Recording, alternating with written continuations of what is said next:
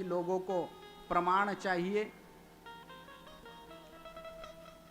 क्योंकि जो देखते हैं वो उसी बात को मानते हैं।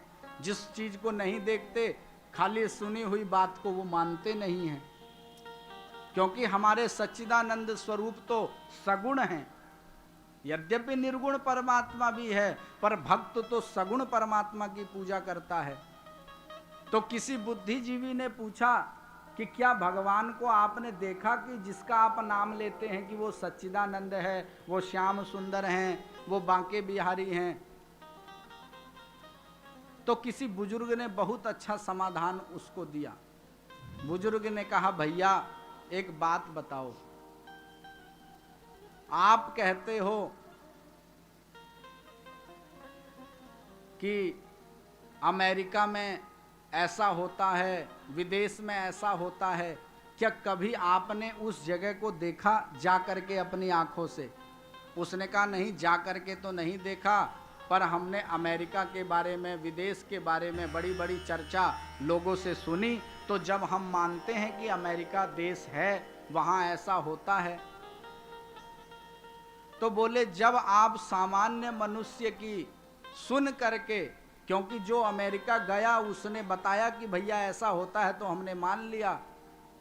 तो बुजुर्ग ने कहा कि देखो, जब आप अमेरिका गए हुए मनुष्य की मान करके वहाँ के बारे में आपको सब जानकारी हो गई, इसी प्रकार हमारे शास्त्रों में जो महापुरुष वेदव्यास जी जैसे, सनक सनंदन सनत कुमार जी जैसे, सुखदेव जी जैसे महापुरुष, जो सगुण और निर्गुण परमात्मा तक जिनकी पहुंच बनी, उन्होंने जो अनुभव किया उसी को पुस्तकों में लिख दिया और हम लोग उसको पढ़ते हैं। तो हम उनकी सुन करके इसको मान रहे हैं, इसमें कोई बड़ी बात क्या है? तो इसलिए जरूरी तो नहीं जो हमने नहीं देखा वो है नहीं। जैसे कैसे समझा जाए? जैसे उल्लू, लाखों उल्लुओं को इकट्ठा कर लो एक जगह पर और वो सब कहें हमको तो सूर्य दिखाई ही नहीं देता, क्योंकि उल्लू को दिन में दिखाई नहीं देता। अब वो लाखों उल्लू धरने पे बैठ जाएं और नारा लगाएं कि सूर्य तो है ही नहीं, क्योंकि हमने देखा नहीं। तो भैया उसमें ये बताओ कि सूर्य भगवान की क्या कमी?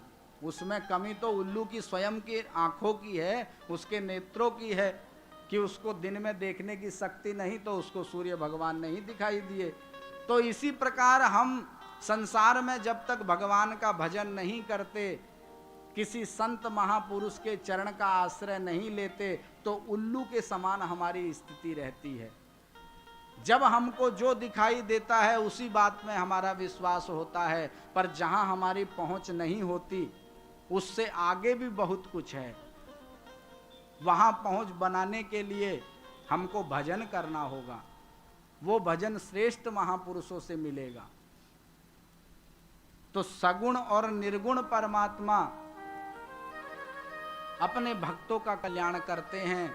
ऐसी हमारे सच्चिदानंद भगवान सत्स्वरूप में तीनों कालों में विराजित हैं। जो तिहु काल एक रस होई, एक रस में परमात्मा विराजित हैं और हम सब लोगों को कृतार्थ कर रहे हैं।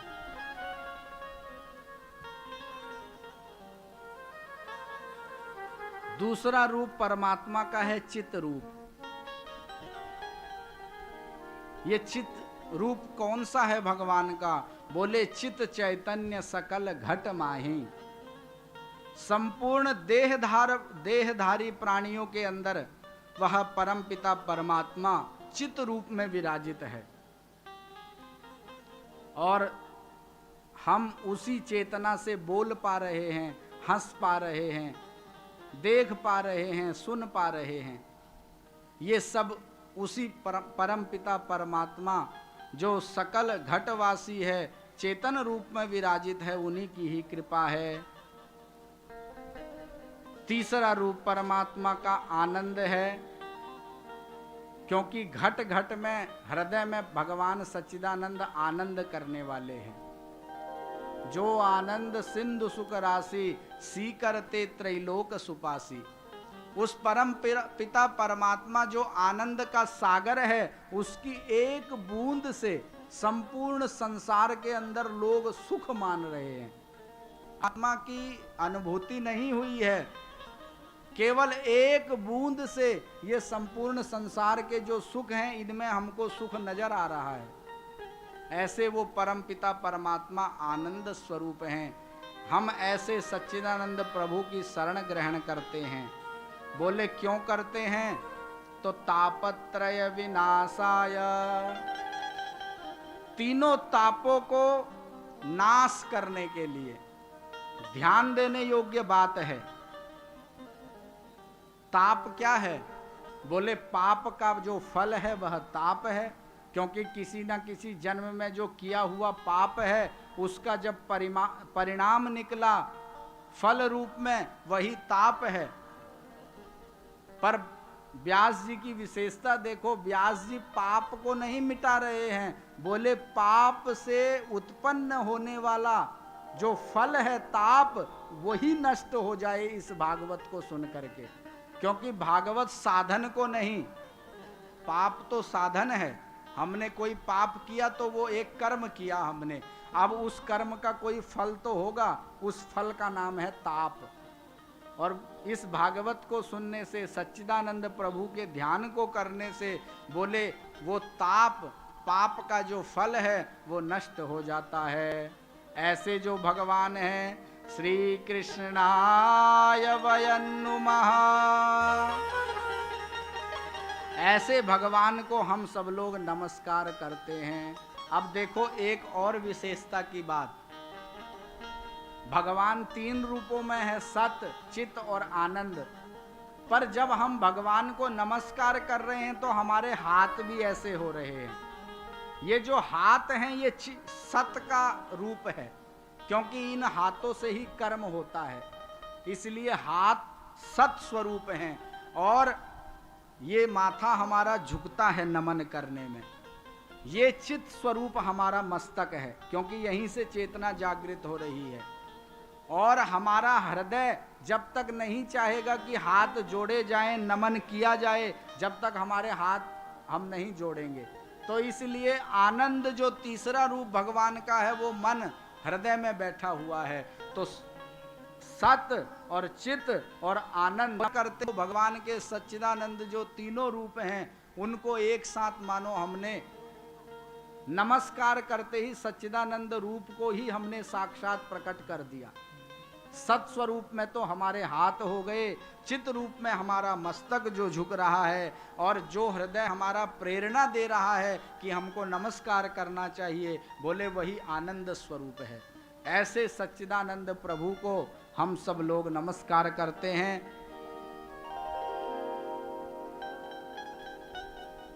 व्यास जी महाराज कथा सुना रहे हैं। कथा सुनाते हुए कहते हैं कि नैमिषारण्य की पवित्र भूमि है, 88,000 ऋषि उस भूमि पर विराजमान हैं। और 88,000 ऋषियों के जो मुख्य पुरोधा हैं वो हैं सौनक जी। ये सब लोग कहाँ गए? बोले सूत जी के पास में गए, क्योंकि सूत जी महाराज व्यासपीठ के ऊपर विराजित हैं। अब आप कहेंगे सूत जी तो सूत हैं, इनको तो कथा नहीं सुनानी चाहिए। कई लोग प्रश्न कर देते हैं कि सौनकादि तो श्रेष्ठ ब्राह्मण और ये सूत जी से कथा सुन रहे हैं। तो देखो ये कोई सूत जाति नहीं है। ये जो सूत जी हैं ये किसी मां के गर्भ से तो पैदा ही नहीं हुए। अग्नि पुराण में कथा आती है ये सूत जी की उत्पत्ति कैसे हुई। बृहस्पति और इंद्र का पुरोडास जो हवन किया जाता है पुरोडास से, वो जब एक साथ मिल करके वेदी के अंदर अग्नि में आहुति दी गई तो बृहस्पति जो हैं वो तो ब्राह्मण के रूप हैं और इंद्र जो है वह क्षत्रिय का प्रतीक है। तो दोनों का अलग अलग वर्ण होने के कारण जो वो पुरोडास मिला और मिलने से अग्नि में जो आहुति दी गई, उससे अग्नि से जो उत्पन्न एक पुरुष हुआ उसी को सूत कहा गया। ऐसे सूत जी महाराज व्यासपीठ के ऊपर बैठे हुए हैं, ना कि कोई सूत जाति का कोई पुरुष सूत जी बैठा हुआ है व्यासपीठ के ऊपर। ऐसे महामती सूत जी आज व्यासपीठ पर विराजित हैं और सौनकादि 88,000 ऋषि सूत जी के चरणों में जाकर के नमस्कार करते हुए, प्रार्थना करते हुए निवेदन करते हैं। क्या कहते हैं कि अज्ञान ध्वांत विध्वंस सूर्य कोटि समप्रभा सूताख्या हि कथा सारम मम कर्ण रसायनम। हे सूत जी महाराज, आपके चरणों में नमन है। प्रभु कृपा करके आप हम अज्ञानी जीवों को, क्योंकि हमारा हृदय है ना, ये कलयुग आने वाला है बहुत जल्दी, और कलयुग आने वाला है तो अभी से हमारे हृदय में अज्ञान रूपी अंधकार छा गया है। ये देख करके कि कलयुग जब आ जाएगा तो हम सब लोग तो पापी दुराचारी हो जाएंगे, हमारे अंदर धर्म रहेगा नहीं। तो प्रभु कृपा करके हमारे इस हृदय के अंधकार को मिटाने के लिए आप तो सूर्य के समान हैं, क्योंकि एक सूर्य नारायण इस पृथ्वी लोक के अंधकार को मिटाते हैं और आपका ज्ञान रूपी जो सूर्य है वो हमारे हृदय के अंधकार को मिटा सकता है। प्रभु इसलिए कृपा करके सूताख्याही कथा सारम मम कर्ण रसायनम। हे सूत जी महाराज, कोई कथा के सार को सुनाइए। और सार भी कैसा? बोले कर्ण रसायनम, हमारे कानों को रसायन लगने वाला।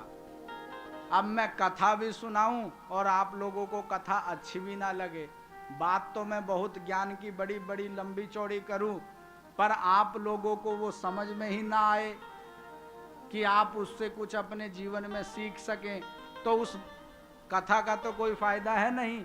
इसलिए सूत जी कहते हैं मम कर्ण रसायनम। प्रभु ऐसी कथा सुनाइए, सूत जी को सौनक जी कह रहे हैं, कि जो हमारे कानों को रसायन दे, अच्छी लगे प्रभु, जी ना भरे हमारा, स्वाद आए सुनने में। ऐसी कथा कृपा करके हमको सुनाइए। और क्या हो उस कथा से? बोले भक्ति ज्ञान विरागाप तो विवेको वर्धते महान। प्रभु हम अज्ञानी जीवों के हृदय में भक्ति ज्ञान और वैराग्य प्रकट हो जाए, कृपा करके आप ऐसी कथा हमको सुनाइए। अगर कोई अच्छा वक्ता हो, भगवान का भक्त हो, और आप जाकर के उसके चरणों में जिज्ञासा करो कि हमको भगवान की कथा सुनाओ, तो उस व्यक्ति को जितनी प्रसन्नता उस समय होती है उतनी उसको चाहे संसार का सर्वस्व दे दो उस समय भी नहीं होती। हाँ, भगवान का भक्त प्रेमी होना चाहिए, चर्चा को करने वाला। तो आज सूत जी से जब सौनकादि ऋषियों ने ऐसा प्रश्न किया तो सूत जी बड़े प्रसन्न हुए, और प्रसन्न होकर के सूत जी कहने लगे कि प्रीति ही सौनक चित्ते ते यतो वच्मि विचार्य च सर्व सिद्धांत निष्पन्नम संसार भयनाशनम। हे सौनक जी, मैं बड़ा प्रसन्न हो गया हूं आपके प्रश्न को सुन करके। मेरे हृदय में आज बड़ी प्रसन्नता छा गई है तुम्हारे इस प्रश्न को सुन करके। आप कहते हो कि भगवान की कोई कर्ण रसायन कथा सुनाओ जो हमारे कानों को अच्छी लगे और हमारे हृदय का अंधकार मिट जाए। चिंता मत करो, मैं तुमको ऐसी कथा सुनाऊंगा जो सर्व सिद्धांत निष्पन्नम, जिसमें समस्त शास्त्रों का सिद्धांत छुपा होगा, और वो कथा आपका कल्याण करने वाली होगी। केवल कल्याण को ही नहीं करेगी, बोले संसार भय नाशनम। हर व्यक्ति भयभीत है इस संसार में। कोई वर्तमान में भयभीत है, कोई भविष्य को देखकर भयभीत है, कोई अपने भूतकाल को याद करके भयभीत होता है। इन तीनों कालों से ग्रसित है यह जीव। सूत जी कह रहे हैं कि सौनक जी, संसार का मनुष्य काल रूपी सर्प के द्वारा घिरा हुआ है। जैसे कोई सर्प आ जाए तो कितना डर लगता है, सर्प नाम से ही डर लगता है। और काल रूपी जो सर्प है उसके तो हम मुंह के ग्रास बने हुए हैं। जब उसको भूख लगे और वो मुंह खोले, हमको अंदर ले ले जब उसकी इच्छा हो। इसीलिए अभी कोई जीव हमारे साथ बैठ के व्यवहार करता है, कल पता चलता है कि अचानक उनके पेट में दर्द हो गया और वो चले गए, रहे ही नहीं। क्यों? क्योंकि काल रूपी सर्प के ग्रास बने हुए प्रत्येक जीव है। सूत जी कह रहे हैं कि सौनक जी महाराज, काल ब्याल मुख ग्रास त्रास निर्णास हेतवे श्रीमद् भागवतम शास्त्रम कलौ कीरेण भासितम। पर इसका उपाय भी है सौनक जी। ये काल रूपी जो सर्प है, ब्याल है, इस सर्प से बचने का एक उपाय भी है।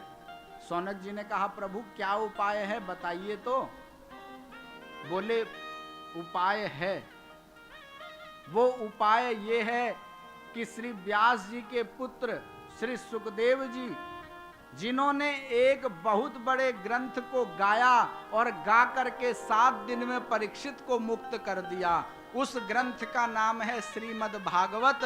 तुम उसका श्रवण करो तो ये काल रूपी सर्प तुम्हारा कुछ नहीं बिगाड़ पाएगा, और आने वाला जो कलयुग है वो भी तुम्हारा कुछ नहीं बिगाड़ पाएगा। कल के लिए है जो भगवान का भजन नहीं करते, जो सत्संग नहीं करते। अरे जिनके जीवन में भागवत की, रामायण की, गीता की कथा है, उनके लिए तो आज भी सतयुग है। द्वापर कलयुग, ये युग तो हम स्वयं निर्माण करते हैं।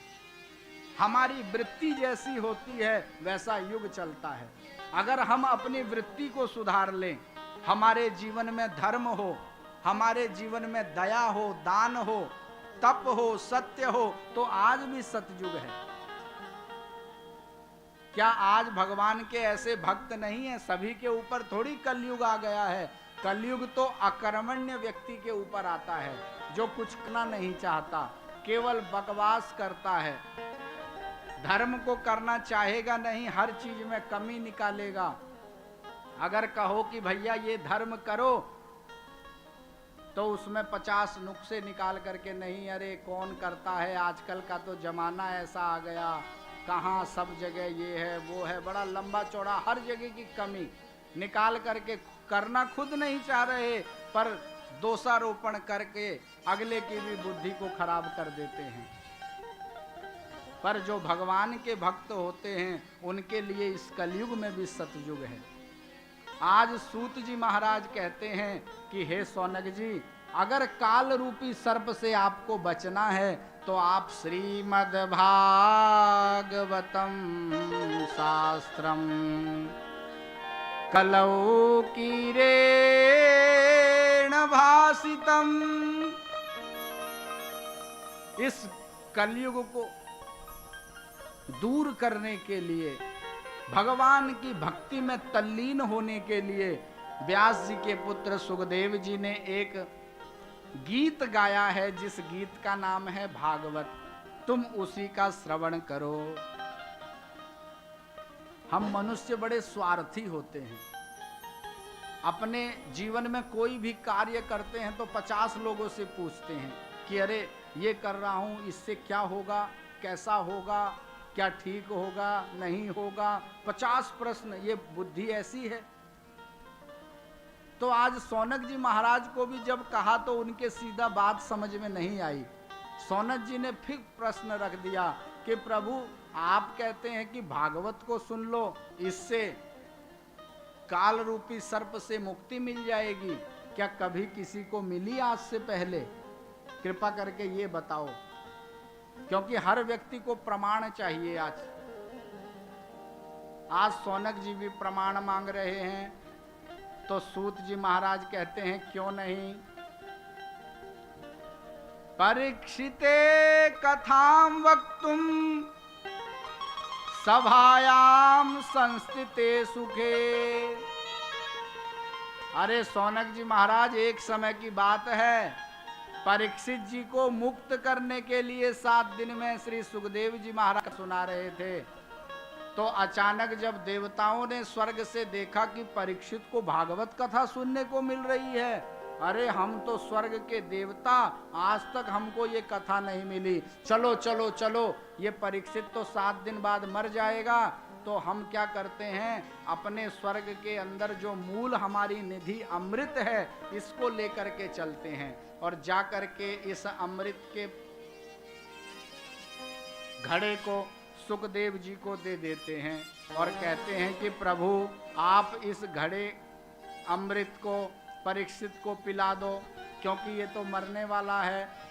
जब अमृत पी लेगा तो ये अमर हो जाएगा, पर शर्त ये है कि कथा हमको पिला दो, कथा का पान हमको करा दो। देवता लोग स्वर्ग में विचार कर रहे हैं और विचार करके फिर सब लोग एकत्रित होकर के, इकट्ठे होकर के नीचे आए, उसी सभा में जहां सुखदेव जी महाराज कथा सुना रहे थे परीक्षित जी को। जब वहां पहुंचे तो सुखदेव जी को नमन किया। जब नमन किया और नमन करके कहने लगे कि हे सुखदेव जी, कृपा करके इस स्वर्ग के अमृत को स्वीकार कीजिए और परीक्षित को इसका पान करवा दीजिए प्रभु, और हम लोगों को ये कथा का पान करवा दीजिए। आए देव सदा स्वार्थी, वचन कहीं जनु परमारथी। क्योंकि देवता की तो नियत ही स्वार्थमयी है। आज ऐसे वचन कहते हैं जैसे परीक्षित के इतने माने वो होंगे हितैषी की इनसे बड़ा कोई हितैषी होगा ही नहीं। आकर के कहते हैं कि इनको अमृत पिला दीजिए। अब सुखदेव जी महाराज ने एक बार सुना, 2 बार सुना, जब बार बार देवता लोग उसी बात को कह रहे थे तो परीक्षित जी महाराज कहने लगे, सुखदेव जी महाराज कहने लगे देवताओं से कि हे देवताओं, ये तुम क्या कहते हो, तुम्हारा यह अमृत मैं ले लूं, परीक्षित को पिला दूं और तुमको ये कथा पिला दूं? अरे तुम इस कथा रूपी अमृत से